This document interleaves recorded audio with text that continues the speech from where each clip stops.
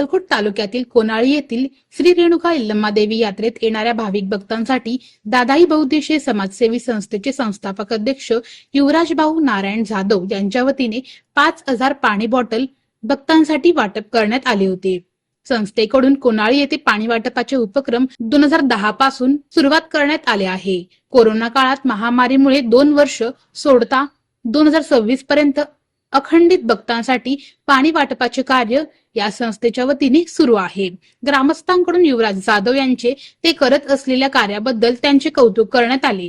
त्यावेळेस कोनाळी ग्रामपंचायतचे सरपंच सदानंद उन्नत, सदस्य मल्लीनाथ डेबे, रमेश बनसोडे, श्रीशैल पाटील, आकाश उडगी, केदार बिराजदार, सचिन बनसोडे, सचिन असापुरे आदी उपस्थित होते। तर पाणी वाटप करण्यासाठी यावेळी आर्यराज जाधव, श्रेयश गायकवाड, अवधूत जाधव, प्रथमेश जाधव, आलोक गायकवाड, गंगाराम गायकवाड आदींनी यावेळी परिश्रम घेतले।